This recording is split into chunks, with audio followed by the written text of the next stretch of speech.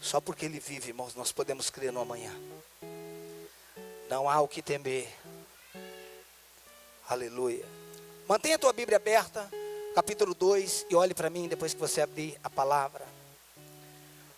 Queridos, eu tenho dito, de vez em quando eu tenho passado por aqui, eu tenho dito sobre as sutilezas do engano, né?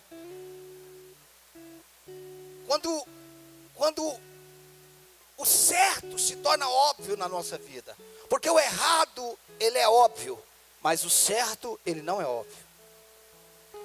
Tudo aquilo que é errado, irmãos, é óbvio, mas o certo nem sempre é óbvio. Quando você lembra, por exemplo, da parábola das 10 virgens, amém? Quantos lembram dessa parábola? Amém? A parábola das 10 virgens, irmãos, quantas eram virgens? Só que 5 era louca, prudente, mas as 10 era virgem. Você já imaginou, irmão? Pensa numa cena diferente assim, 5 virgens e 5 prostitutas. Era difícil de identificar ou fácil? Fácil, irmão. Você sabe por que era difícil de identificar? Porque as 10 eram virgens. Nem toda virgem é sábia, irmão. Tem virgem que é louca. Então não basta apenas ser virgem. Precisa ser prudente. Se fosse 5 virgens e 5 prostitutas, a gente enxergava ela daqui lá no outro quarteirão. Você está entendendo como é que o engano é muito mais difícil de identificar? E aí nós estamos errando no que é certo, não no que é errado. Quando nós não entendermos esses princípios, queridos, aonde o certo não é mais óbvio, o errado é óbvio, mas o certo não. Porque dentro do certo pode haver um engano. Então, as 10 eram virgens. Quem olhava para elas eram tudo iguais. Tudo bonitinho, arrumadinho, 10 virgens. Mas dentro delas, 5 era prudente e 5 era louca. O que fazia diferença não era o exterior delas, era o interior. O que faz a diferença na nossa vida muitas vezes não é o exterior, é o interior. O que faz a diferença entre um e outro não são as tentações, são a resposta. Você está entendendo isso? Não são as tentações. Todo mundo é tentado. Agora a resposta que cada um dá é que faz diferença. Uma das coisas que nós precisamos entender, presta atenção, é que a nossa vida com Cristo, ela nunca pode ser automática. O problema surge, nós vamos ler Mateus 2. O problema surge quando nós achamos que sabemos caminhar nesse caminho. Eu já sei, eu estou há tantos anos na igreja. Queridos, Jesus veio à terra, morreu por nós, ressuscitou, foi para o céu e disse que vinha buscar. Por que ele não deixou você ir sozinho? Você não perdeu o caminho. Ele poderia falar, gente, fica tranquilo aqui que vocês vão chegar lá. Não. Ele vai vir nos buscar, porque sozinho a gente não consegue chegar lá. O que eu quero dizer com isso é que a vida cristã não é uma vida onde você aprende a ser inteligente. É uma vida onde você aprende a ser dependente. E Ele nos conduz. Escute, você não sabe para onde ir. Só Ele pode te levar. A Bíblia diz que o vento sopra onde quer. Ouvimos a sua voz, mas não sabemos nem de onde vem, nem para onde vai. Assim são todos aqueles que são guiados pelo Espírito. Escute, queridos, você não sabe tudo. Então permita que Ele te conduza. Permita que Ele te guie. Eu quero ler sobre isso nessa noite. Quando nós começamos a desenvolver uma vida com Deus, o Espírito Santo começa a nos guiar. E Ele começa a nos levar por lugares que nem nós sabíamos que tinha um problema. À medida que nós vamos nos relacionando, Ele vai nos levando para territórios, lugares, circunstâncias para nós nos resolvermos. Olha Mateus capítulo 2, vamos ler a partir do verso 1. Queridos, antes, olhe para mim. Aqui está falando dos reis magos, certo? Aí você pensa, meu irmão, o que tem a ver rei mago com o nascimento de Jesus? Rei mago, esse negócio aí não é meio místico, não. Quando você estuda, por exemplo, Daniel, agora estou falando de história, tá? História, olhe para mim. Lembra quando o rei mandou matar todos os bruxos e os feiticeiros? Lembra disso em Daniel? Por quê? Porque eles não conseguiram o quê? Decifrar o sonho, não era isso? Ok? Então a ordem era que matasse todos os bruxos, não era? Todos os demoniados lá. Quando Daniel falou, fale para o rei não matar ninguém, eu vou lá, vou interpretar o sonho dele. Quando Daniel interpreta o sonho, todos os magos foram o quê? Salvos. A partir daqueles dias, isso é história, tá? Aqueles magos começaram a buscar Deus. Porque eles disseram o seguinte: nenhum dos nossos deuses conseguiu dar a interpretação do sonho. Então o Deus de Daniel é maior do que o nosso. E milhares de anos depois aparecem os reis magos. Os historiadores dizem que esses reis magos é da descendência daquela galera lá da Babilônia. É tremendo isso? Esses caras aparecem aqui, mas foi por causa de Daniel. Às vezes Deus leva a gente para a Babilônia para a gente livrar vidas. Cuidado quando o livramento é maior do que o propósito, irmão. Nem toda porta aberta é um milagre. Tem porta que é aberta para teste. Uau. Vamos ler. Tendo Jesus nascido em Belém da Judéia, em dias do rei Herodes, eis que vieram os magos do Oriente a Jerusalém. E perguntava, aonde está o recém-nascido rei dos judeus? Porque vimos a sua estrela no Oriente e viemos para adorá-lo. Tendo ouvido isso, alarmou-se o rei Herodes e com ele toda Jerusalém. Irmãos, presta atenção, mantenha aberto e olhe para mim. Os reis magos estão vindo do Oriente para Jerusalém, né? Eles querem ir para Belém.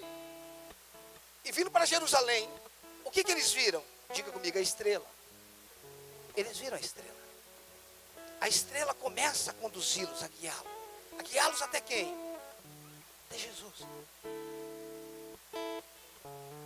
Nessa noite eu quero que você entenda que essa estrela hoje, agora, é o Espírito Santo. O papel do Espírito Santo é cristocêntrico. Ele quer nos levar a Cristo, aonde Ele está. Os reis magos veem a estrela, e aquela estrela quer levar os reis magos até Jesus, e eles começam a caminhar. Queridos, eu te pergunto, a estrela errou o caminho? Por que os reis magos foram parar no palácio de Herodes? Você já parou para pensar nisso? Será que a estrela levou ele para o palácio do Herodes? Óbvio que não, Jesus não tinha nascido lá. Por que eles foram parar no palácio do rei Herodes? Porque até determinada altura do caminho, eles dependeram da estrela. Em outra determinada altura, eles andaram na lógica. Já que Jesus é rei, ele deve ter nascido no palácio de Herodes.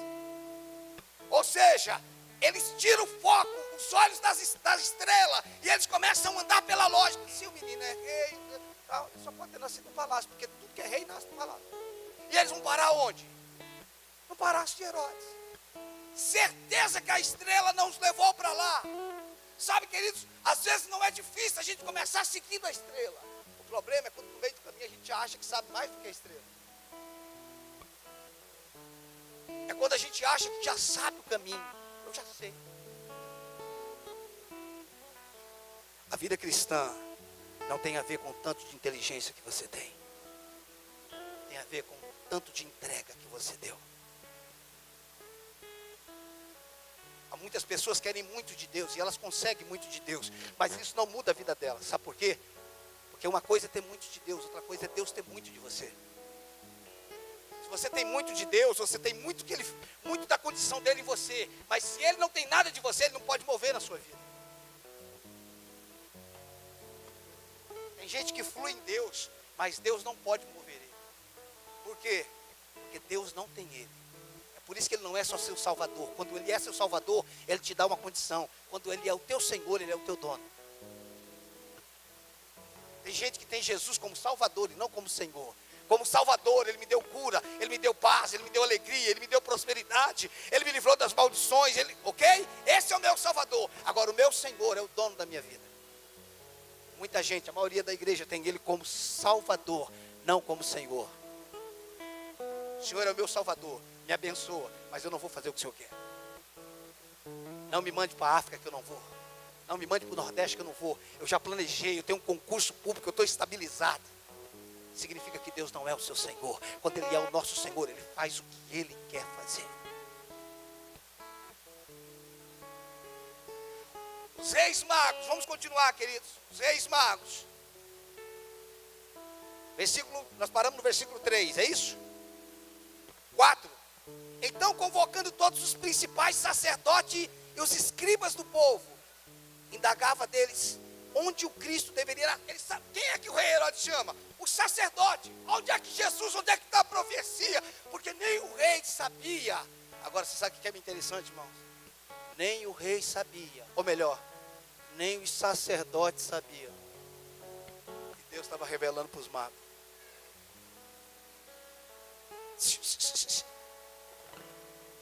O sacerdote tinha profecia, mas não tinha revelação. Eles tinham a letra, Alex, porque a letra diz onde Jesus esteve, a revelação diz onde Ele está. A letra diz o que Ele fez, a revelação diz o que Ele está fazendo. Qualquer um pode pregar onde Ele esteve, queridos. O que qualquer um não consegue pregar onde Ele está. Qualquer um pode pregar o que Ele fez. O que qualquer um não consegue é pregar o que Ele está fazendo. Porque para pregar o que Ele fez, basta você ler. Para pregar o que Ele está fazendo, você precisa de revelação. Nossos públicos estão cheios de historiadores, mas falta muita revelação. Você está entendendo isso? Consultar, ou seja, por que a estrela não apareceu? O sumo sacerdote. Esse não é um tempo de lógica, queridos. Presta atenção. Nós estamos num tempo que não é tempo de lógica. Você está vendo o que está acontecendo no Brasil? Toda semana, quase toda semana tem gente sendo presa na área política. Esse não é tempo de lógica. Você fala, o Brasil está se acabando. Não, o avivamento está chegando.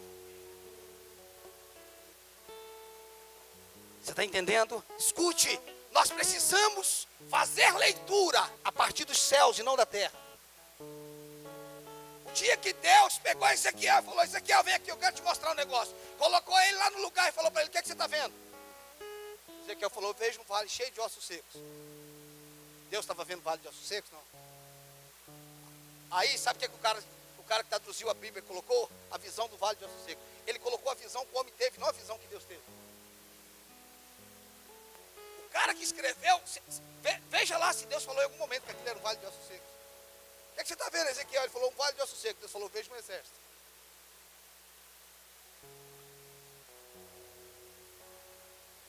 Todas as vezes que você vê a circunstância fora de Deus, você sempre vê algo impossível. Mas todas as vezes que você vê através dele, ele diz, é feito. Da onde que você está olhando? Da onde que você está vendo nessa circunstância? Se eu olhar para a circunstância natural do Brasil, ele está indo de mal a pior. Se eu olhar para dentro de Deus, ou através de Deus, um avivamento está chegando.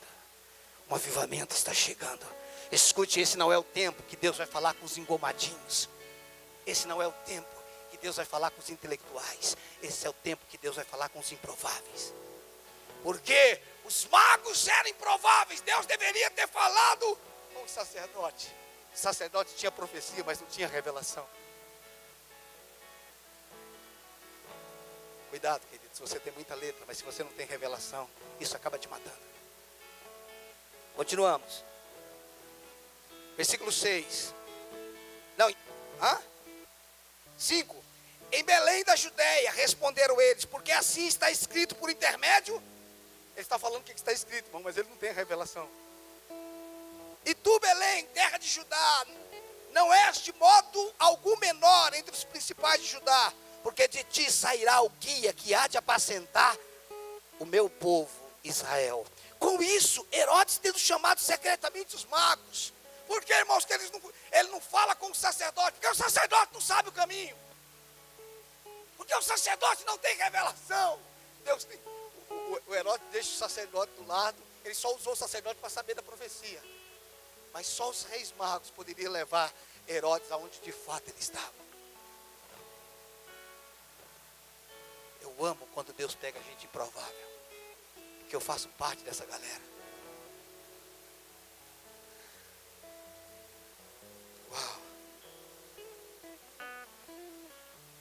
Versículo 7. Com isto, Herodes, tendo chamado secretamente os magos, inquiriu deles com precisão quanto ao tempo em que a estrela aparecera. O rei está perguntando para quanto tempo faz que a estrela aparecera. E enviando-os a Belém, disse-lhes: ide, informai-vos cuidadosamente a respeito do menino, e quando tiverdes encontrado, avisai-me para eu também ir adorá-lo. Presta atenção, queridos. Você imagina a frustração dos magos quando ele chega no palácio de Herodes? Chega crente que o menino tinha nascido ali, ok? Mas de repente eles percebem, ele não está aqui. Será que havia riqueza no palácio de Herodes? Não. Será que aquela hospedagem naquela noite não foi numa banheira de hidromassagem? No quarto do rei Herodes? Num dos quartos do rei Herodes? Ele poderia ter se embriagado com as coisas do palácio, mas o foco deles era Cristo.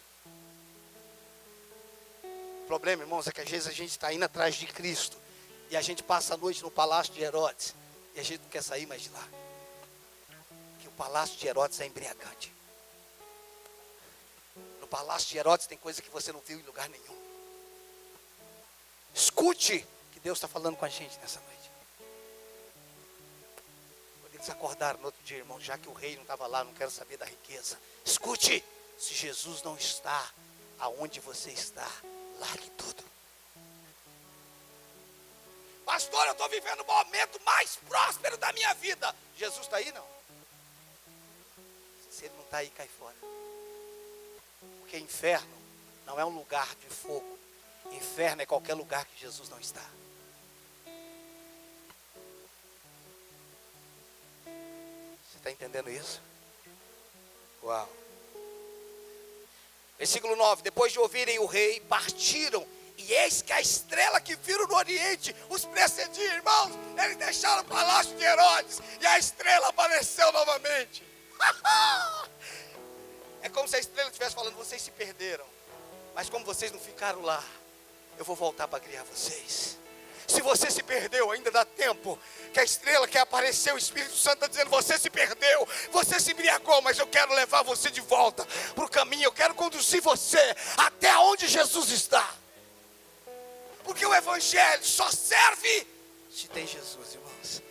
Se não tem Jesus morto e ressurreto, é só mais uma religião.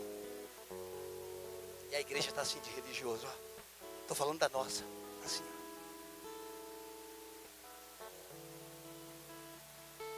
Novamente 9.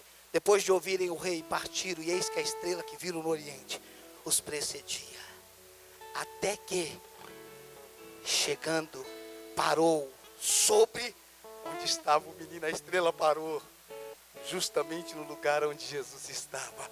O Espírito Santo sempre vai te levar para onde Jesus está. E vendo eles a estrela, alegraram-se com grande e intenso júbilo. Eles viram a estrela, irmãos. Eles se alegraram. Irmãos, o Espírito Santo é motivo de alegria para a nossa vida. Ah, como eu amo o Senhor Espírito Santo. Tu és a pessoa mais linda que eu conheci na minha vida. Oh, aleluia. Entrando na casa, viram o menino com Maria, sua mãe. Prostrando-se, o adoraram. E abrindo os seus tesouros, entregaram-lhe suas ofertas: ouro, incenso e mirra. Olha o versículo 12. Sendo por divina advertência prevenidos em sonho, para não voltarem à presença de Herodes, regressaram para o outro caminho. A estrela conduziu eles até Jesus, e a partir dali eles têm revelação.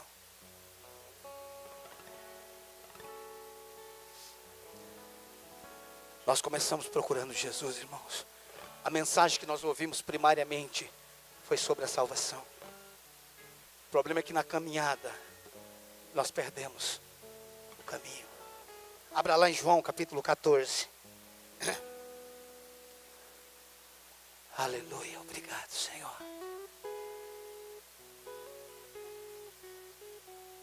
Eu te amo, Espírito.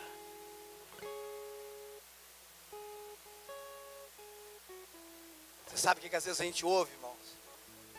Sabe o que a gente ouve assim? A igreja se prostituiu. a igreja se corrompeu.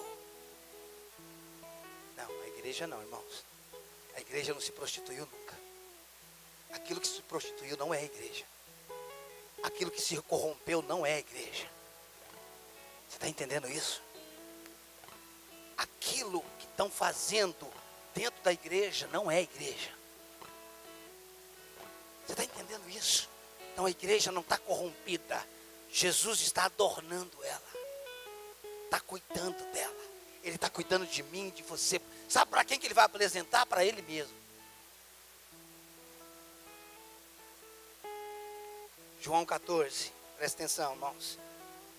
Versículo 1. Não se turbe o vosso coração, credes em Deus, credes também em mim. Quem está falando aqui é Jesus. Ele disse, na casa do meu pai há muitas moradas. Se assim não fora, eu vou-lhe teria dito, vou vos preparar-vos lugar. E quando eu for e vos preparar lugar, voltarei. E vos receberei para mim mesmo, para que onde eu estou, estejais vós também. Versículo 4. E vós sabeis o caminho para onde eu vou. Jesus está falando para os discípulos, vocês sabem o caminho para onde eu vou. Todas as vezes que você estuda a igreja do Novo Testamento, você sabe como é que era o nome dela? Não era igreja primitiva. A igreja do Novo Testamento tinha um nome? Tinha, era a igreja do caminho. Você vai encontrar muito essa palavra, igreja do caminho. Quando Paulo pediu carta aos sacerdotes, caso eles encontrassem alguém do caminho. Você está entendendo? E justamente quando Paulo estava no caminho, Deus pegou ele. Deus sempre pega a gente quando a gente está no caminho. Aleluia. Não importa, irmãos, o que você está vivendo, não saia do caminho. Não saia do caminho. Pastor, eu não estou entendendo o momento que eu estou vivendo. Não importa, permaneça no caminho. E vós sabeis o caminho. Aí o incrédulo se levantou e disse-lhe, Tomé, Senhor, não sabemos para onde vais, como saber o caminho? Jesus respondeu, eu sou o caminho, eu sou a verdade e a vida. Ninguém vem ao Pai senão por mim. Jesus está falando, eu sou o caminho.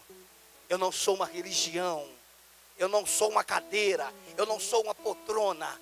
Eu sou o caminho, significa que você tem que andar em mim, para que eu te leve ao teu destino, para que eu te leve ao teu propósito. Você está entendendo? Você sabe por que nós nos perdemos? Porque nós saímos do caminho. Você sabe por que nós nos perdemos, irmãos? E nós não nos perdemos lá fora. Nós nos perdemos dentro da igreja, porque a religião tomou conta de nós. Porque as estruturas tomou conta de nós. Escute, queridos. Quando Apocalipse capítulo 3, versículo 1, diz assim, tem nomes que está vivo, mas está morto. Ele não está falando para quem está lá fora. Ele estava falando para a igreja. Você está entendendo isso, queridos? Ele está falando para a igreja, você tem nome que está vivo, mas está morto. Escute, queridos, a Bíblia está dizendo, eu sou o caminho, eu sou a verdade. E o que é que Jesus está falando para a igreja lá em Apocalipse capítulo 3? Você está morto. Significa que eles perderam o quê? Perderam a vida, irmão. Perderam a vida onde, irmão? Numa balada à noite? No final de semana de festa rave? No baile funk? Eles perderam Jesus, irmãos, dentro da igreja. Eles perderam a vida dentro da igreja. Quando o sistema se torna mais atraente, quando o microfone se torna mais atraente, quando as nossas posições, quando os nossos cargos se tornam mais atraentes do que o caminho, do que a verdade, do que a vida. Nada deveria preencher mais o coração de um homem, nada deveria satisfazer mais o coração de uma mulher do que a presença de Cristo. Você sabe quando é que nós estaremos prontos para fazer a obra dele? Quando ele fizer a obra dele em nós. Você sabe quando é que nós estaremos prontos para fazer tudo para ele sem se perder? Quando nós o amarmos acima de qualquer coisa dele. Esses dias eu disse para você que Maria não perdeu Jesus no baile. Maria perdeu Jesus dentro da igreja. Você está entendendo isso? É tempo de nós acordarmos e dizermos, irmãos, eu quero seguir a estrela novamente. Viu essa canção que nós estávamos cantando? Eu quero conhecer Jesus. Mas eu não conheço. Não, você conhece em parte. Essa música está totalmente certa. Por que eu quero conhecer? Porque ele é infinito, irmãos. vou precisar de muito mais de uma eternidade para me conhecê-lo. Você está entendendo isso? Então você pode dizer, por 1000 anos, 1 milhão de anos, eu quero conhecer Jesus. E à medida que você vai andando com Ele, você vai conhecendo o caminho. Porque Ele não tem caminho. Ele é o caminho. Ele não tem verdade para você. Ele é a verdade. Ele também não tem vida para você. Ele é a vida. Você está entendendo isso? Ele não tem o que você precisa. Ele é o que nós precisamos. Tudo que nós precisamos é de Jesus. Ah, irmãos, como nós precisamos nos prostrar e dizer: Espírito Santo, me conduza novamente o caminho. Me leva novamente para aquele lugar onde eu chorava, onde eu amava. Me leva para aquele lugar onde não tinha um tempo determinado. Me leva para aquele lugar, Senhor, onde eu encontre o Cordeiro.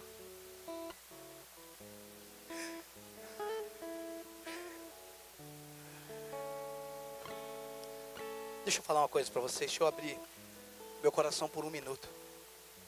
Vou abrir e fechar. Em todo esse tempo que eu tenho vivido, desse tempo que eu tenho vivido de muitas andanças, muitas viagens, lugares ricos, lugares pobres, lugares que eu até me assusto às vezes de estar sentado em volta de pessoas no qual eu estou sentado. Uma das coisas que Deus tem me falado: não se perca. Você não tem noção do quanto eu tenho chorado em quarto dos hotéis, prostrado no chão, dizendo: Senhor, me guarde. Porque de nada adianta, irmãos, você chegar em lugares altos e depois você perder.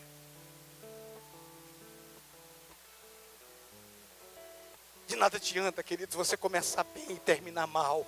Então a gente pode começar de qualquer jeito. Não, irmãos, tem que começar fundamentado. Mas a gente precisa terminar bem. A gente precisa continuar bem.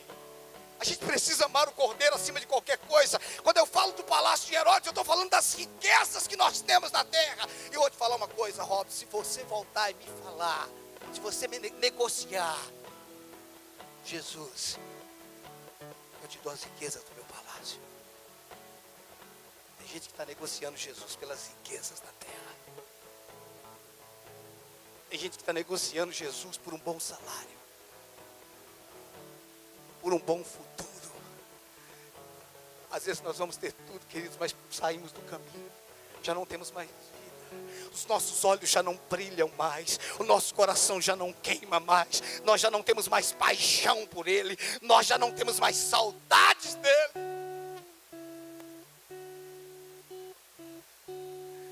Eu não quero viver de saudade, irmãos. Eu não quero viver de memória. Sabe por que eu não quero viver de memória, irmãos? Porque Ele não está morto. Ah, que saudade que eu tinha quando eu sentava com a minha mãe. Dela eu posso sentir saudade, porque ela morreu. Saudade quando meu pai brincava com a gente. Isso quando ele estava bêbado, porque bom ele não brincava não.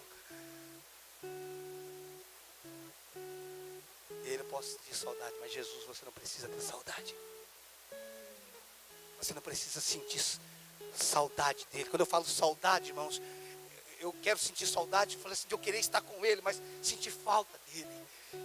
Por quê, irmãos? Porque ele não é uma memória de 2000 anos atrás, ele é real, ele está vivo, ele é presente. Ele está dizendo: eu quero me manifestar a você, eu quero te conduzir, eu quero te encharcar. Ah, você não tem nada de especial, você é um improvável, mas eu quero conduzir você, eu quero guiar você. Pastor, como é que eu faço para encarar tudo isso que eu estou vivendo, irmãos? Fique no caminho. Pastor, está difícil. Não saia do caminho. Ele é fiel.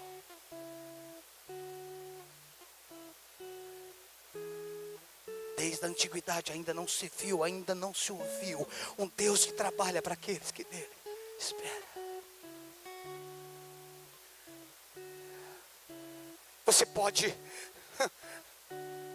Você pode, no meio dessa circunstância, erguer suas mãos e dizer: eu creio, o Senhor é fiel. Eu não vou perder a estrela, eu não vou perder o caminho, eu não vou perder a verdade, eu não vou perder a vida, eu não vou retroceder. Irmão, não negocie. O que essa geração precisa de homens e mulheres inegociáveis, pessoas que não vão se corromper, que não vão se negociar. Irmãos, escute, nós precisamos de vida, de realidade espiritual. E essa realidade não se resume a uma frequência de igreja. Isso faz parte, essa realidade fala de um relacionamento com Deus, de uma vida diária com o Senhor.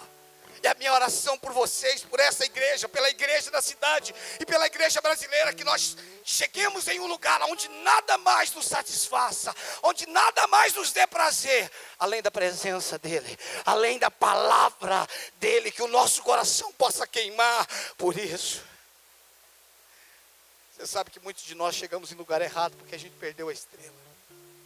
Mas a gente perdeu a estrela procurando Jesus, irmãos. Como eu sei, pastor, que eu estou no lugar errado? Porque lá não tem vida, lá não tem realidade.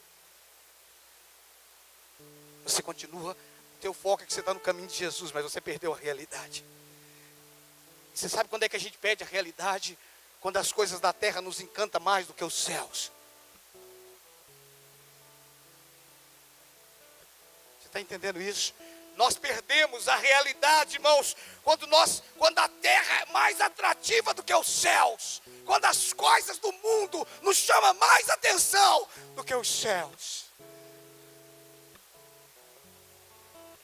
Não ameis o mundo e nada que no mundo há. Ninguém que ame o mundo pode ser amigo de Deus. Você sabe por que a gente tem medo de morrer, irmãos? Tirando o contexto que a gente não foi criado para a morte, a gente tem medo de morrer porque a gente ama o chiqueiro.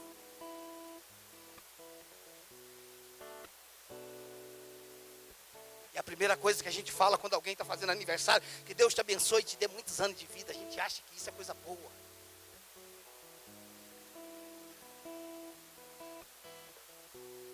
A gente deveria aprender que o Senhor te abençoe e que o teu tempo de vida seja o suficiente para você cumprir o propósito. Porque o segredo não é viver muito, é ser intenso na vida que tem. Matusalém viveu 969 anos e a gente não tem nada para falar do cara. Imagina o cara comer comida quase 1000 anos, irmão. Usar água da terra quase 1000 anos. 969 anos, eu não sei se o cara tem filho, eu não sei se ele casou, eu não sei do que ele morreu, eu não sei o que ele fazia da vida, porque não basta viver muito, é preciso ser intenso. É preciso ser apaixonado.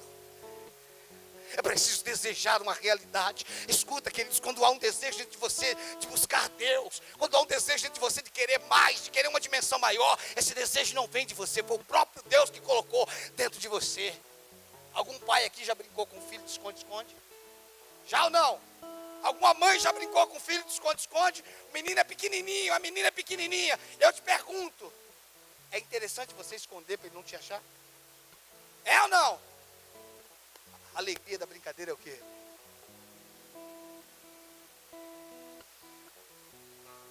Deus não se escondeu de você, Ele se escondeu para você. Ele não está escondido de você, porque se Ele se esconder você não acha. Ele está dizendo, aquele que busca, encontra. Ele está dando um hashtag, fica a dica.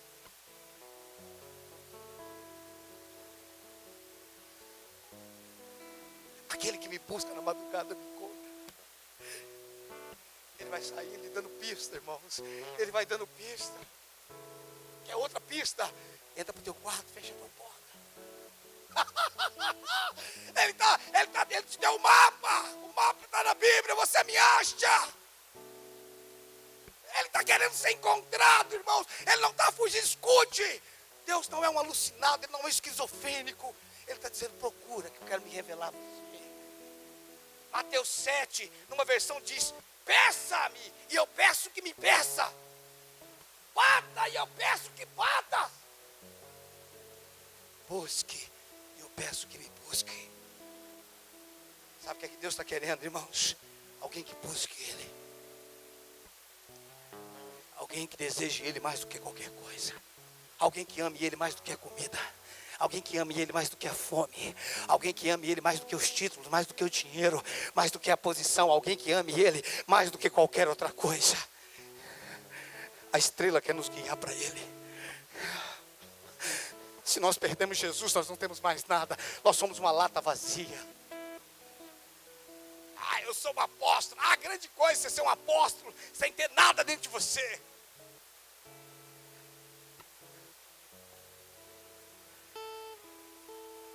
Alguém me mandou uma mensagem essa semana. Quando foi que o senhor descobriu que eu sou apóstolo? Que o senhor é um apóstolo? Eu falei, eu nem estou sabendo que eu sou, você que está falando.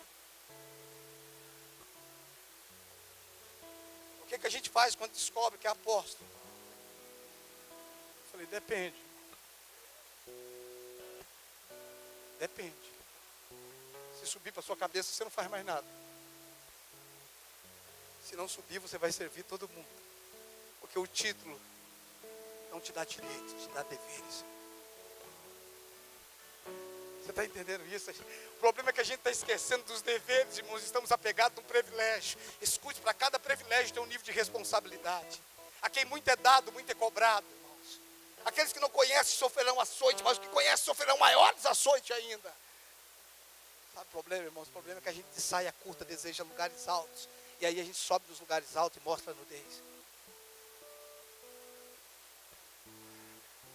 Pastor, qual é o segredo de não cair? Eu também estou buscando, irmão. Eu acho que não existe uma forma. Eu gostaria 7 passos para isso, 12 passos para aquilo, 40 dias de jejum e você não cairá. Eu faria isso de qualquer jeito, irmão. Mas não tem um passo. Sabe qual é o segredo? Sabe o que eu coloquei? Esses dias, irmãos, escute, é um absurdo que eu vou falar, mas eu vou falar. Esses dias eu coloquei Thales. Deus, quero diluir minha vida em ti. Minha esposa está aqui, ela viu orando com a música. Ter as minhas veias cheias de unção. Viver só para ti e morrer completamente para mim. Quando Deus começa a falar para Thales, me ame mais que tudo, me queira mais que o mundo. Eu estava chorando aos pés dele. Thales, joelho no chão, boca no pó, vou falar agora hoje. Eu já usei a tantos fizeram a mesma coisa. E a minha pergunta, sabe qual é, Deus? Quem garante que eu não sou o próximo? Só tem um caminho, irmãos, é Ele. A única maneira é Ele. Enquanto Ele não for maior do que tudo, enquanto Ele não for melhor do que tudo, enquanto o nosso desejo não for maior para Ele, irmãos, Deus quer sacudir essa terra, Deus quer sacudir esse planeta, Deus quer sacudir as nações da terra. Mas nós precisamos de um evangelho que pregue aos olhos e não aos ouvidos. Um evangelho que não é só informação, mas é a manifestação da glória de Deus na terra. Não é um evangelho que sabe falar bem. Irmão, sabe de uma coisa? É melhor não conseguir explicar do que conseguir. Porque quando a gente começa a explicar um milagre, irmãos, aquilo deixou de ser um milagre. Irmãos, eu não sei se hoje Pedro já sabe, mas enquanto ele estava na terra, ele nunca pôde escrever um livro dizendo, eu curei tantas pessoas. Que a sombra dele passava e curava, e ele não conseguia catalogar. Que a nossa vida seja assim, irmãos. Às vezes as pessoas dizem para mim, você não sabe quem você é. Eu digo, glória a Deus. Não tem do que se submeter. Você está entendendo isso? Escute, olhe para mim. Deus está chamando você para voltar para o caminho.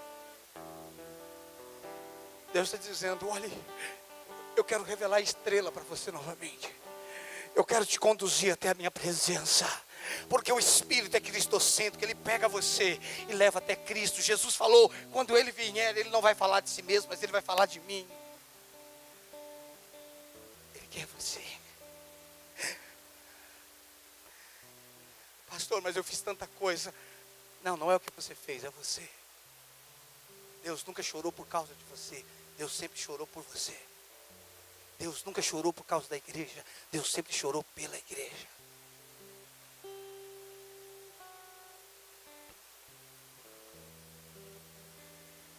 Você sabe, irmãos, o que é pior do que estar morto dentro da igreja? É nem saber que está morto. Você sabe, irmãos, nem saber que está morto, isso que é terrível, irmãos. Você sabe o que é pior do que perder Jesus, irmãos? É não saber que perdeu. Eu lembro de Sansão dizendo, sairei como das outras vezes. E não sabia ele que o Espírito do Senhor tinha se retirado dele. Ele teve a mesma performance, ele teve a mesma atitude, mas ele já não tinha a mesma essência. Sabe, irmãos, às vezes a gente tem a mesma performance, a gente sabe dar um jeitinho, a gente sabe falar, mas a gente já não tem mais a essência. E sabe o que acontece aí? A gente começa a pregar e desenvolver ministério com o nosso nome. Mas o vento acabou, o vento parou de soprar. A vela já não está sendo soprada mais, o barco está no meio do mar, mas como a gente tem a unção do ontem, porque quem tem a unção do ontem é Saul, ele tem a plataforma, ele tem o lugar, mas ele já não tem mais a vida e a aprovação de Deus. Tem gente que tem a plataforma, por que será que as estrelas apareceram para o mago, para os magos e não para o sacerdote? Porque os magos tinham o templo, mas não tinha presença, eles não tinham realidade. Escute, nós precisamos de realidade. Diga comigo, eu preciso de realidade.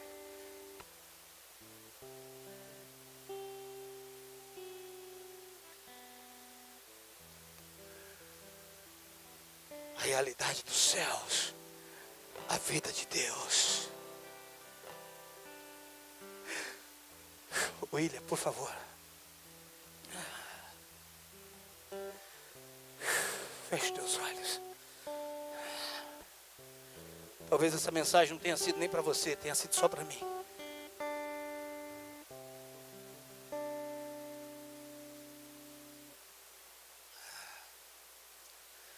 Faça alguma coisa, faça o que você quiser fazer. Sentado, em pé, de joelho, o que você quiser, mas faça algo.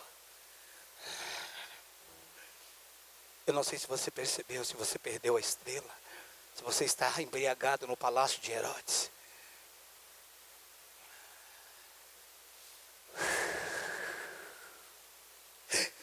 Eu te amo, Jesus. Eu te amo, Jesus. Abre a tua boca, feche teus olhos. Não se preocupe com ninguém agora.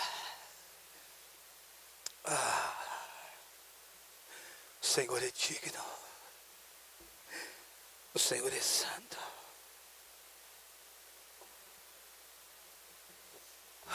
Senhor.